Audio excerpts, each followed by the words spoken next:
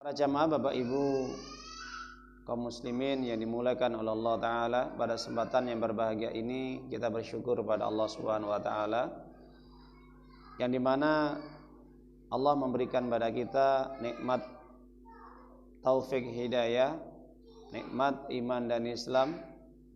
Dengan nikmat ini alhamdulillah kita masih bisa menjalankan ibadah sholat maghrib berjamaah, dan alhamdulillah kita bersama-sama untuk belajar mengkaji ilmu. Dan insyaallah mudah-mudahan pada kesempatan malam yang berkah ini Allah senantiasa meridhoi dan mencatat amal kita sebagai tabungan kita, sebagai al-jaza al-adim indallah, pahala yang besar, balasan yang besar di sisi Allah Subhanahu wa taala. Dan alhamdulillah kita bersyukur pada Allah Subhanahu wa taala, tidak terasa kita sudah memasuki di bulan Muharram, yang dimana bulan Muharram ini merupakan di antara bulan-bulan yang diagungkan oleh Allah Subhanahu wa taala, yang dimana di antara 12 bulan yang Allah sebutkan di dalam Al-Quran, surat At-Taubah, surat yang ke-9 ayat yang 36, Allah Subhanahu wa taala menjelaskan, inna iddatash syuhuri 'indallahi 12 syahran fi kitabillah yawma khalaqas samawati wal ard minha arba'atun hurum dzalika dinul qayyim walakin aktsara nasi la ya'lamun. Di dalam ayat ini Allah Azza wa Jalla menyebutkan bahwa ketika Allah menciptakan bilangan bulan ada 12 bulan, yang dimana bertepatan ketika Allah hari itu juga menciptakan langit dan bumi. Allah tetapkan, Allah ciptakan 12 bulan. Di antara 12 bulan itu ada 4 bulan yang hurum atau haram, yang dimuliakan oleh Allah Ta'ala, yang diharamkan oleh Allah Ta'ala, yang disucikan oleh Allah Ta'ala, yang dimana Allah Subhanahu wa Ta'ala menyebutkan 4 bulan itu adalah sebagaimana yang disampaikan oleh Nabi Sallallahu Alaihi Wasallam dalam hadis sahih rawahu Imam Ahmad, as-sanah ithna asyara syahra, bahwa dalam 1 tahun itu ada 12 bulan, dan di antara 12 bulan itu minha arba'atun hurum, ada 4 bulan yang betul-betul diharamkan oleh Allah, dimuliakan oleh Allah Ta'ala, yaitu 4 bulan yang Allah muliakan, yang Allah sebutkan, yaitu ada bulan Dzulqa'dah, Dzulhijjah, Muharram. Ini salah satu mutawaliyat, 3 bulan berturut-turut, ya. Jadi 3 bulan berturut-turut ini adalah Dzulqa'dah, Dzulhijjah, Muharram. Kemudian ada juga bulan Rajab Mudhar, alladzi baina Jumada wa Sya'ban. Ada bulan Rajab di antara bulan Jumadil, ya, dan bulan Sya'ban. Para jamaah Bapak Ibu yang dimuliakan oleh Allah Ta'ala, maka berdasarkan daripada hadis ini, maka 4 bulan inilah yang senantiasa Allah muliakan, Allah agungkan, untuk bagi orang-orang yang senantiasa melaksanakan amal ibadah, dan sekaligus di situ larangan untuk berbuat dosa. Para ulama ahli tafsir ketika menjelaskan ayat tersebut, sebagaimana Qatadah rahimahullah azza wa jalla mengatakan,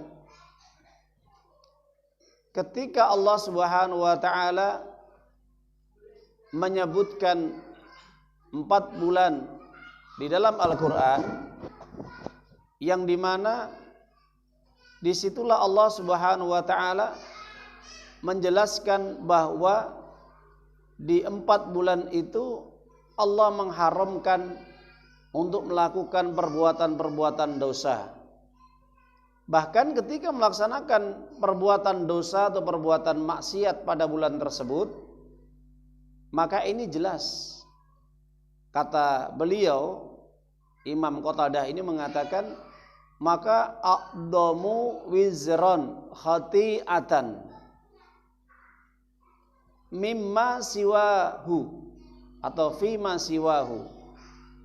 Maka dosanya itu lebih besar daripada bulan-bulan yang lain. Maka dosanya itu lebih besar daripada di bulan-bulan yang lainnya.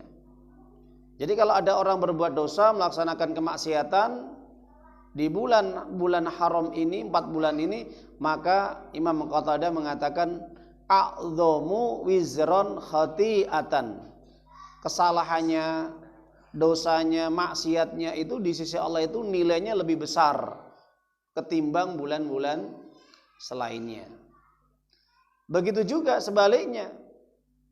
Wal amalu as-sholih, ketika orang melaksanakan amal ketaatan, amal soleh, amal kebajikan, maka saat itu pula pahalanya itu wal ajru a'dham.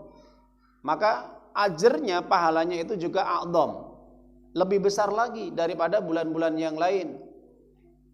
Bahkan disebutkan oleh Ibnu Rajab Al-Hambali, para ulama menyebutkan ada 10 hari yang dimana memiliki keistimewaan dan keutamaan. Ada 10 hari di bulan Ramadan yang terakhir, 10 hari terakhir di bulan Ramadan. Ada 10 hari di awal bulan Dzulhijjah yang baru kita lalui kemarin. Kemudian ada juga 10 hari di awal pada bulan Muharram. Maka ini para ulama menjelaskan keutamaan 10 hari. Ada 10 hari di akhir bulan Ramadan, ada 10 hari di awal bulan Dzulhijjah, ada 10 hari di bulan Muharram. Maka ini keutamaannya. Para jamaah Bapak Ibu yang dimuliakan oleh Allah Subhanahu wa taala, istilah kata Muharram ini kalau kita kembali kepada sejarah yang dimana dijelaskan oleh para ulama, ini sebelum adanya kata-kata Muharram ini, maka awalnya ini adalah muncul bulan Safar. Jadi orang-orang jahiliyah dulu mengenal dengan bulan Safar. Maka dengan munculnya, datangnya bulan Safar atau dalam kaum muslimin disebut dengan Muharram, maka tradisi orang-orang jahiliyah, kaum Quraisy Mekah saat itu dan sekitarnya, ini mereka betul-betul sangat-sangat memuliakan, mengkultuskan, ya. Bahkan kalau bahasa orang Indonesia, mengkeramatkan bulan ini. Sampai mereka berkeyakinan bahkan ketika masuk di awal bulan Safar, bulan Muharram, tidak boleh atau dilarang untuk melakukan apapun kegiatan. Bahkan kegiatan-kegiatan yang di situ seperti keluar rumah, seperti mengadakan acara-acara, kalau orang sekarang itu pernikahan, ya. Bisa jadi juga larangan yang lebih fatal memang perang, itu. Tapi kalau kita kembali, kaum muslimin pun sepakat kalau dalam urusan qital, perang itu memang dilarang. Tapi keyakinan orang-orang tradisi jahiliyah Quraisy Mekah ini, mereka lebih kepada hal yang bersifat sehari-hari.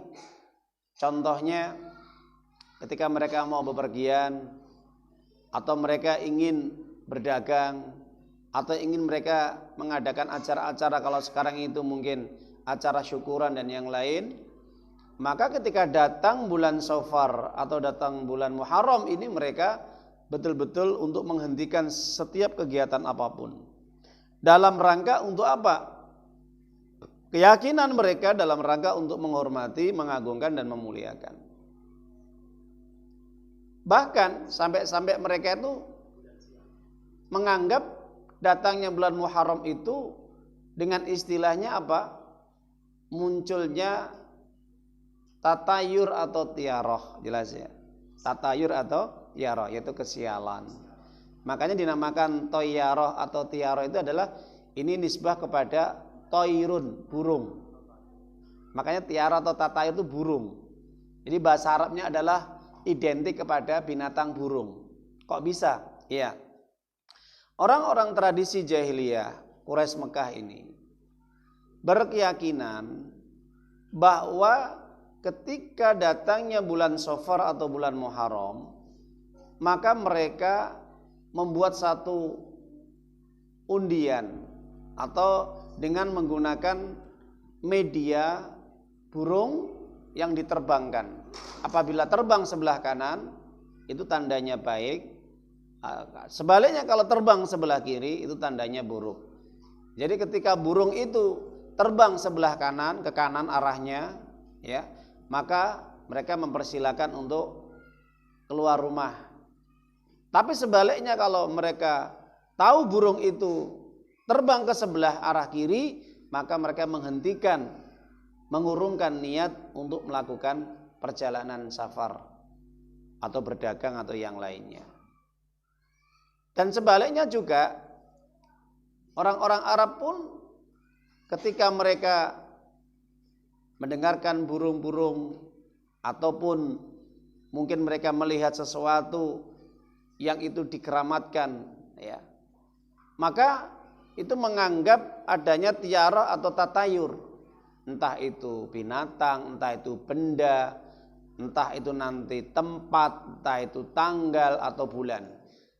Sehingga tiara tatayur itu adalah ketika orang ini punya perasaan takut yang berlebihan disebabkan karena adanya media seperti binatang, tanggal, bulan, hari, nama. Dan saat itu dianggap, diyakini itu akan mendatangkan kesialan atau yang dinamakan tiara tatayur tadi, maka jelas itu menjadikan satu keyakinan yang kuat bagi mereka. Maka kesimpulannya adalah apapun yang itu nanti hubungannya dengan tiara atau tatayur, maka itu menjadikan mereka mengurungkan niat untuk melakukan aktivitas. Maka ini dijelaskan oleh Nabi Shallallahu Alaihi Wasallam, tradisi-tradisi turun temurun dari orang-orang Arab jahiliyah Quraisy Mekah ini dan sekitarnya. Maka Nabi menyatakan dalam hadis Abdullah bin Amr radhiyallahu an, beliau berkata, Rasulullah sallallahu alaihi wasallam bersabda, "Man rodat hutiyaro an hajatin faqad asyraka." Qalu ya Rasulullah, "Wa ma kafaratu dzalik?" Qal, "Illa ma minna ayyakul Allahumma la khair illa khairuka, la tair illa tairuka, wala ila gairuk." Nabi menjelaskan dalam hadis tersebut, rawi Imam Ahmad, hadis ini diriwayatkan oleh Syekh Muhammad Syakir, bahwa kebiasaan orang-orang Arab itu mereka dari turun temurun punya keyakinan apapun bentuknya, setiap mereka ini menyandarkan kesialan kepada burung, kemalangan atau kesialan kepada hari atau tempat atau bulan atau binatang atau benda-benda apapun yang mereka kultuskan, yang mereka keramatkan, maka mereka mengurungkan niatnya untuk tidak melakukan aktivitas apapun. Maka yang seperti itu, kata Nabi Sallallahu Alaihi Wasallam, sungguh alangkah dia telah berbuat syirik, menyekutukan Allah Ta'ala. Jadi kalau kita lihat tradisi di Indonesia, sebagian orang, mereka ketika bayi itu lahir atau mungkin anak kecil, perutnya dikasih tali. Ya. Ketika tali itu menganggap itu bisa menghilangkan sial. Nah, itu.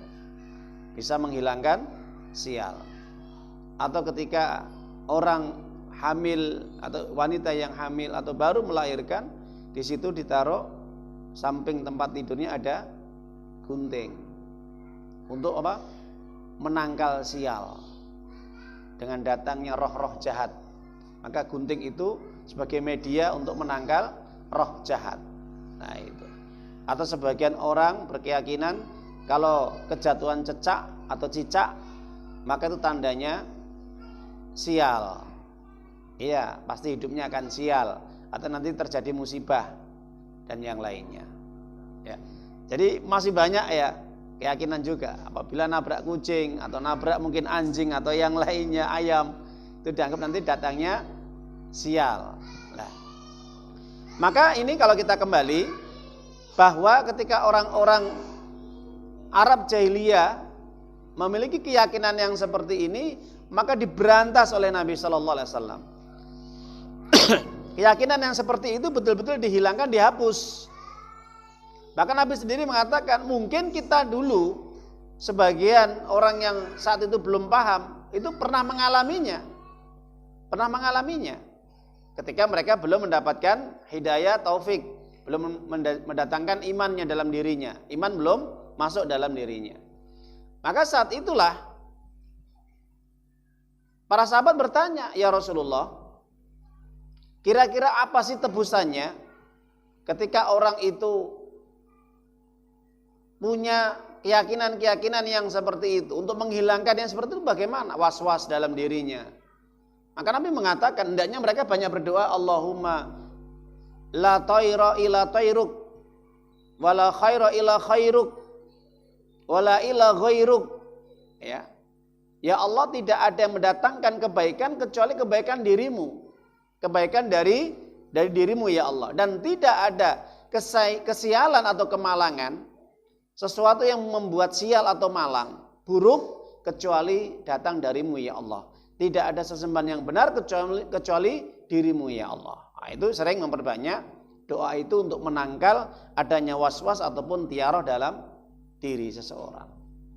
Nah, makanya dalam hadis yang lain juga Abdullah bin Mas'ud radhiyallahu anhu pernah menjelaskan, Rasulullah SAW pernah bersabda, "At-tiyara syirkun, at-tiyara syirkun, at-tiyara syirkun." Ya, wa ma minna illa walakin Allah yudhibuhu bitawakul. Ya. Dalam hadis sahih rawahu Abu Daud dijelaskan bahwasanya orang yang bertiarah, orang yang bernasib sial, disebabkan karena apapun yang diyakininya itu menganggap itu datangnya sial, karena tanggal, karena hari, karena bulan, karena nama, karena benda-benda yang dikeramatkan, apa saja bentuknya, bahkan binatang, itu sebagai anggapan nisbah bahwa sial itu datangnya karena benda itu, maka ini adalah kesyirikan. Bahkan kita pun mengalami yang seperti itu. Maka beliau mengatakan, akan tetapi Allah telah menghilangkan apapun keyakinan-keyakinan yang muncul dalam diri seorang, was-was dan yang lainnya. Wah, nanti kejatuhan cecak, atau mungkin ada mata yang keduten ya, bergerak itu sebelah kanan atau sebelah kiri, pelipis dan yang lainnya, itu menganggap nanti datangnya keburukan, kemalangan atau kesialan, atau mungkin menabrak binatang apapun, entah itu kucing, ayam atau sejenisnya atau yang lain, itu menganggap bahwasanya datang sial, atau mungkin ketika datang bulan Muharram atau bulan yang lainnya itu dianggap datang sial, sehingga mereka mengurungkan niat untuk melakukan suatu aktivitas hajatan apapun, pernikahan, keluar rumah, pindah rumah dan yang lainnya. Maka semua itu bisa diberantas, dihapus apabila seseorang itu kembali kepada Allah dengan tawakal. Dengan apa? Tawakal. Menyerahkan segala urusannya hanya kepada Allah Subhanahu wa taala. Maka dari situlah Allah taala berfirman di dalam surat Al-Imran 159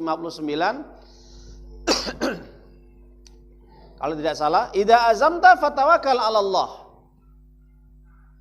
Kalau seandainya engkau sudah betul-betul berazam, engkau sudah niat kuat, keinginan yang kuat, ingin melakukan satu apapun perbuatan aktivitas, maka saat itulah engkau serahkan urusannya kepada Allah.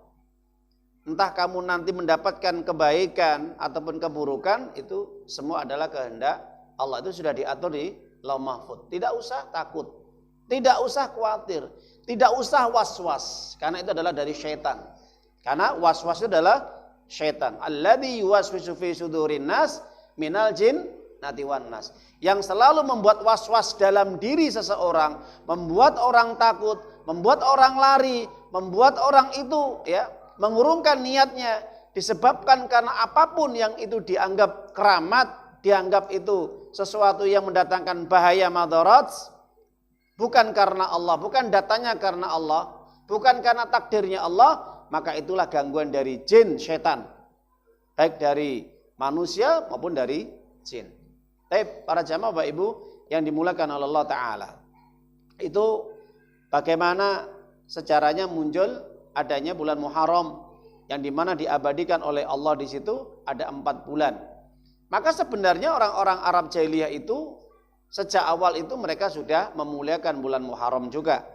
Sebagian orang-orang jahiliyah pun ketika datangnya bulan Muharram pun mereka juga melaksanakan ibadah puasa. Kana yasumu Asyura fil jahiliyah. Bahwa orang-orang Quraisy, kana yasumu Quraisy fil jahiliyah. Orang-orang Quraisy pun itu mereka berpuasa ketika datangnya bulan Asyura. Mereka berpuasa. Maka saat ketika mereka berpuasa, Rasulullah SAW kana yasumu, Nabi juga berpuasa.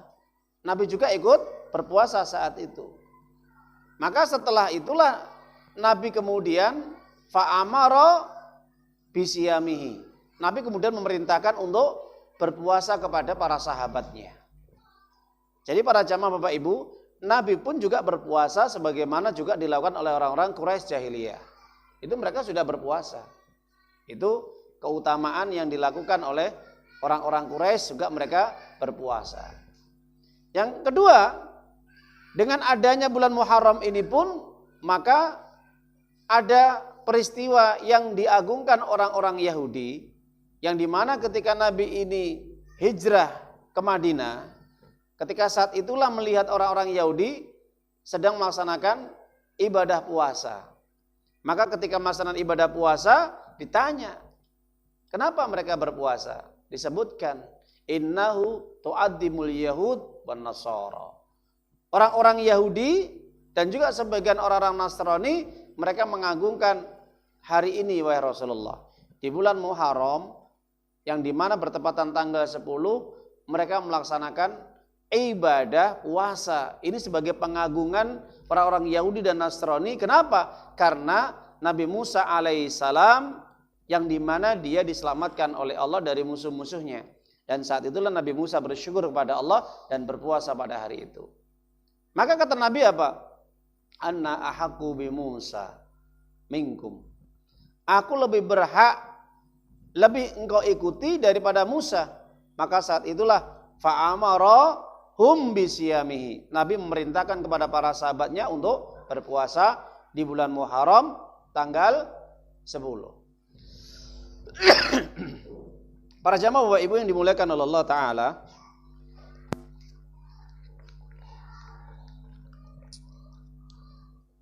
itu bagaimana keutamaan orang-orang Quraisy, mereka juga berpuasa di bulan Muharram. Juga orang-orang Yahudi, mereka juga berpuasa di bulan Muharram.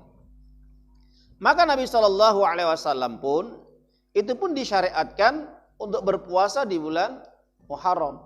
Sebelum adanya perintah berpuasa wajib di bulan Ramadan. Maka memerintahkan kepada para sahabatnya. Setelah ada perintah puasa di bulan Ramadan, maka dalam riwayat yang lain Nabi mengatakan, ketika Allah perintahkan puasa Ramadan, Nabi mengatakan, faman sya'a falyasum. Kalau kalian ingin berpuasa, silahkan. Kalau kalian tidak berpuasa, ya silahkan. Mau berpuasa tidak berpuasa tidak masalah. Maka dari penjelasan hadis ini para ulama mengatakan bahwa puasa di bulan Asyura ini sesuatu bukan perintah, tapi hanya sekedar anjuran. Sing badhe poso monggo, sing mboten monggo. Artinya di situ tidak ada penekanan. Ya. Sebelumnya ada perintah puasa Ramadan, ini ditekankan oleh Nabi. Semua sahabatnya puasa, harus puasa. Kenapa? Ana ahaku bi Musa minkum. Karena aku lebih berhak daripada Musa, ya, untuk berpuasa daripada orang-orang Yahudi itu. Ya, jadi ketika itu belum adanya perintah untuk melaksanakan puasa di bulan Ramadan. Ya, saat itu ya ada tekanan itu artinya memang harus dikerjakan, ya. Makanya apapun yang diperintahkan mungkin saat itu wajib, ya, sehingga semua para sahabatnya menjalankan puasa Asyura. Nah, setelah adanya turun puasa Ramadan, maka saat itulah Rasulullah mengatakan dalam hadis yang lain, hadis Imam Muslim, barang siapa yang berpuasa silakan, tidak pun silakan, nggak ada masalah. Nah itu. Para jamaah Bapak Ibu yang dimuliakan oleh Allah Taala, maka dalam hadis yang lain Abdullah bin Abbas radhiyallahu taala anhu mengatakan, ketika Nabi SAW berpuasa di bulan Asyura ataupun bulan Muharram, maka saat itu Nabi berpuasa pada tanggal 10-nya. Maka Nabi juga mengatakan dalam hadis yang lain, beliau mengatakan, apa kata beliau? Seandainya lain bakitu, kalau seandainya saya itu masih diberi umur yang panjang, la asum minat ta'si, saya akan berpuasa pada tanggal 9-nya. Jadi tidak hanya cukup pada tanggal 10, Nabi punya keinginan, angan-angan, kalau dikasih umur yang panjang, maka beliau akan berpuasa pada tanggal 9-nya yang dinamakan Yaumut Tasu'ah. Yaumut Tasu'ah ini adalah pada tanggal 9 bulan Muharram. Jadi para jamaah Bapak Ibu yang dimuliakan Allah SWT, ketika datang lam ya'ti al-amul muqbil hatta tufiya Rasulullah SAW. Ternyata apa? Apa yang diinginkan Nabi, ingin berpuasa pada tanggal 9-nya pada bulan Muharram atau yang dinamakan Yaumut Tasu'ah itu, Nabi keburu datang kematiannya ataupun ajal beliau, sehingga beliau belum sempat untuk melaksanakan pada tanggal 9-nya di bulan Muharram. Maka berdasarkan hadis ini, maka para ulama menyimpulkan, maka disitulah Nabi memberikan contoh untuk berpuasa pada tanggal 10 dan tanggal 9 atau 9 dan juga tanggal 10. Meskipun ada perbedaan ulama, sebagian ada yang menambah, sebagaimana riwayat Ibnu Abbas pada tanggal 11-nya Khaliful Yahud untuk menyerupai orang-orang Yahudi, meskipun hadis ini dhaif. Para jamaah Bapak Ibu yang dimuliakan Allah Ta'ala, maka kalau ingin berpuasa pada tanggal 10 boleh saja, meskipun sebagian ulama memakruhkan, maka tidak ada masalah. Tapi yang paling benar itu adalah perbuatan Nabi. Nabi sendiri berpuasa pada tanggal 10 bulan Muharram. Meskipun ada sebagian ulama memakruhkan, ada sebagian juga ulama membolehkan. Ketika nanti ada perbedaan pendapat masalah berapa jumlah puasa di bulan Muharram yang disyariatkan, maka berdasarkan jumhur ulama adalah tanggal 9 dan 10. Ini yang diambil hadis-hadis yang sahih. Adapun riwayat yang lain tanggal 11 untuk membedakan orang-orang Yahudi, yaitu pendapat dari sebagian sahabat Imam Ahmad dan juga sebagian ulama-ulama salaf yang mengatakan itu juga untuk membedakan supaya tidak tasabuh dengan orang-orang Yahudi yang mereka hanya berpuasa pada tanggal 10. Ambil tanggal 10, 11 atau tanggal 9, 10 atau tanggal 9, 10, 11. Ya, artinya pada hari-hari tersebut adalah hari-hari yang mulia. Maka dari sini tidak menjadi prinsip soal yang paling krusial. Yang penting kita mengambil yang mana pendapat, apakah yang lebih roji, yang lebih kuat, jumhur ulama, maka silahkan. Para jamaah Bapak Ibu yang dimuliakan oleh Allah Ta'ala, terkait dengan bulan Muharram, ini ada dua kaum yang mereka ifrat wa tafrid. Ada yang berlebihan, ada juga mereka yang menggampangkan. Artinya kalau kita lihat ketika datangnya bulan Muharram itu, kalau mereka itu yang betul-betul berlebihan adalah mereka yang membuat ritual-ritual khusus. Seperti sebagian kaum masyarakat, mereka datangnya bulan Muharram, bulan Syuro ini, mereka membuat hidangan-hidangan, merayakan pesta pora. Ya, makanan yang enak-enak ya. Mereka berpesta pora untuk menyambut bulan Muharram atau bulan Asyura. Nah, ini tradisi-tradisi seperti ini ada di antara negara yang ketika datangnya bulan Asyura mereka merayakan ya dengan berpesta pora atau makanan, setiap rumah dan makanan-makanan yang luar biasa, bahkan enaknya. Bahkan mereka berlebihan dalam berpakaian, membuat makanan, hidangan ini dan itu. Seperti kalau kita bilang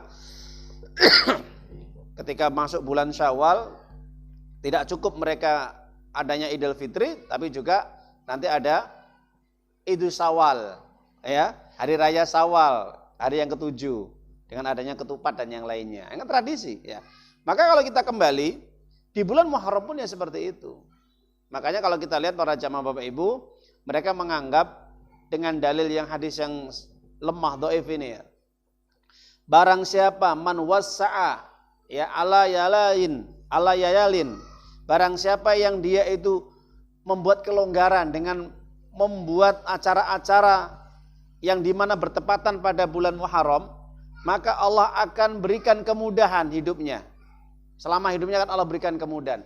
Ini hadis dhaif ya, yang diriwayatkan oleh Imam Tabrani. Jadi mengambil pendapat hadis ini bagi orang-orang yang mereka melonggarkan, bagi mereka yang selalu membuat ya acara-acara besar ya, makan-makan, pesta-pesta dan yang lainnya, apapun hidangan di situ dalam rangka untuk menyambut bulan Muharram, ini mengambil hadis ini. Ternyata hadis ini lemah. Ini yang berlebihan ya dalam mensikapi bulan Muharram. Ada juga yang mereka mensikapi bulan Muharram itu mereka dengan penyesalan. Ya, penyesalan bagaimana? Menganggap bahwa datangnya bulan Muharram itu adalah mereka berkeyakinan ini bertepatan dengan adanya hari yang dimana ketika terbunuhnya Husain bin Ali bin Abi Thalib radhiyallahu anhu. Yaitu ini orang-orang kaum Syiah. Bukan Muslim Syiah ya, tapi Syiah. Syiah saja, nggak boleh pakai Islam Syiah. Karena sejak dulu nggak ada namanya Islam Syiah. Ada Islam Syiah, Islam Sunni. Nah, ini subhat, hati-hati. Ini dalam rangka untuk membuat kerancuan, mencampur adukan antara hak yang batil. Ya. Tapi orang-orang Syi'i atau orang-orang Syiah, Rafidah, laknatullah alaihi, ya. Mereka semoga dilaknat oleh Allah Ta'ala karena melakukan penyimpangan yang luar biasa secara akidah. Penyesalan yang dimana mereka merayakan ketika terbunuhnya Husain bin Ali radhiyallahu an. Pada saat terbunuhnya itulah di Karbala, sehingga mereka membuat satu ritual khusus ketika datangnya hari itu, maka mereka harus menyesal dalam dirinya. Kenapa? Itu menganggap adalah cucu yang sangat disayangi oleh Nabi. Sehingga saat itulah mereka menyesal kenapa bisa terbunuh. Maka di situ untuk menebus dosa pun orang-orang berkeyakinan mereka harus mencelakakan diri. Sama apa yang dihadapi oleh Husain yang terbunuh. Maka biar apa yang dialami Husain ini tidak ada penyesalan. Ya, artinya ketika dibunuh, maka Husain ini betul-betul menjadi orang yang paling dimuliakan oleh Allah Ta'ala. Dengan banyak orang yang menebus dosa-dosanya tadi. Maka anggapan kalau ada orang mencelakakan dirinya, mendolimi dirinya, ini bisa memberikan manfaat yang besar kepada Husain agar diangkat derajatnya. Itu keyakinan mereka. Bahkan lebih mulia daripada nabi-nabi yang lainnya. Sampai seperti itu ya, mereka mengkultuskan Husain. Itu orang-orang Syiah. Siapa pencetusnya? Abdullah bin Saba. Abdullah bin Saba. Ini gembongnya orang Syiah yang dimana dari Yahudi. Mereka membuat keyakinan seperti itu terus sampai didoktrinkan kepada masyarakat pengikutnya. Maka saat itulah harus dan wajib, bahkan wajib, harus wajib setiap orang itu mencelakakan dirinya sebagai penebusan dosa. Melukai kepalanya, melukai tangannya, melukai kakinya, apapun yang penting dilukai. Ya. Kalau di Indonesia mungkin belum tampak. Ya, mereka harus memukul-mukul dada mereka dengan bernyanyi-nyanyi. Ya, meminta kepada Husain. Jeritan-jeritan, menganggap semoga Husain bisa memberikan pertolongan. Lah itu. Nah, kalau kita kembali kepada sejarah, maka jelas bahwa orang-orang yang di mana mereka menganggap datangnya bulan Muharram ini sebagai bentuk penyesalan atas terbunuhnya Husain bin Ali, maka ini jelas penyimpangan yang luar biasa. Ini bisa menjadi orang yang kufur, keluar dari Islam. Kalau sampai terjadi mereka berkeyakinan yang seperti itu sebagaimana orang-orang Syiah. Beranggapan, oh, ini kita harus menyesal. Kenapa? Kita harus betul-betul ya mengorbankan diri kita demi Husain. Ini sudah syirik. Ini sudah keluar dari Islam. Karena ini adalah ajaran keyakinan orang-orang Syi'i, orang Syiah, dan Syiah itu bukan Islam. Para jamaah Bapak Ibu yang dimuliakan oleh Allah Ta'ala, maka itu gambaran-gambaran bagaimana di bulan Muharram. Jadi insya Allah kita mungkin sudah paham atau pernah dengar, tapi kita ini sebagai penekanan bahwa di bulan Muharram itu insya Allah orang Muslim itu tengah-tengah, tawasud, tidak berlebihan, dan juga mereka tidak menjadikan sesuatu yang membahayakan. Di bulan Muharram itu ya, ini adalah bulan yang Allah muliakan, Allah agungkan, maka sikapi dengan sewajarnya. Bagaimana caranya? Ikutin syariat Allah, ikutin petunjuk Nabi. Nabi mengatakan puasa, puasa. Nabi mengatakan ini dan itu, kalau ada hadisnya jalankan, itu saja. Tidak usah mengambil pendapat-pendapat yang lain yang bertentangan dengan syariat. Ada menyambut doa khusus datangnya tahun baru Muharram atau tahun baru Hijriah. Kemudian ada doa akhir juga ya, tahun Hijriah juga. Nah, ini kalau seandainya ada penjelasan seperti ini, kalau memang itu ada petunjuknya, jalankan. Kalau tidak ada, sudah tinggalkan saja. Apa kata Allah? Wa ma atakumur rasul fakhuduhu wa ma nahakum anhu fantahu wattaqullah innallaha syadidul iqab. Dijelaskan di dalam surat Al-Hasr ayat 7, surat yang 59. Apa yang diberikan oleh Nabi kepada kalian, dianjurkan, diperintahkan, dicontohkan, jalankan. Enak. Jadi orang Muslim itu enak. Gak usah kita mengambil pilihan yang lain selain Allah dan Rasulnya. Maka kita dapat pahala. Ikutin saja. Alurnya Nabi, petunjuknya Nabi, syariatnya Nabi, contohnya Nabi, dijalankan saja. Tapi apa yang dilarang oleh Nabi, yang tidak dikerjakan, sebaliknya lebih baik tawakuf. Apa? Lebih baik kita ini berhenti, diam, atau mungkin kita lebih baik tidak menjalankannya. Selama itu tidak ada perintah dan tidak ada syariatnya, lebih baik kita tidak mencari-cari sesuatu yang tidak ada petunjuknya. Wallahu a'lam bishawab. Kita pending sebentar, kita azan. Keutamaan berpuasa di bulan Muharram. Nah, kita ambil penjelasan dari hadis-hadis Nabi Sallallahu Alaihi Wasallam tentang fadilah orang yang berpuasa, yaitu di bulan Muharram pada tanggal 10-nya kita ambil. Dijelaskan dari Abu Qatadah, su'ila Rasulullah Sallallahu Alaihi Wasallam an shaumi yaumin Asyura qala yukaffiru sana al-madiyah. Yang dimana Nabi Sallallahu Alaihi Wasallam pernah didatangi seseorang, kemudian ditanya tentang orang yang menjalankan puasa di bulan Muharram satu hari pada tanggal 10 Muharram atau Asyura, itu bagaimana keutamaannya ya Rasulullah Shallallahu Alaihi Wasallam? Nabi kemudian menjawab, orang yang berpuasa satu hari pada tanggal 10-nya maka akan memberikan keutamaan yang besar, insya Allah dihapus dosa-dosanya selama 1 tahun yang telah lalu. Itu hadis riwayat Imam Muslim. Juga hadis yang sama Imam Muslim, meskipun di situ redaksinya berbeda, dijelaskan bahwasanya Nabi Shallallahu Alaihi Wasallam mengatakan, siam yaumi Asyura ahtasibu 'alallahi ta'ala ayukaffiras sana allati qablahu. Nabi pernah mengatakan, orang yang berpuasa satu hari di bulan Muharram, bulan Asyura pada tanggal 10-nya, Nabi mengatakan ahtasibu 'alallah, aku berharap semoga Allah akan menghapus dosa-dosa yang dia lakukan tahun yang telah lalu. Ya.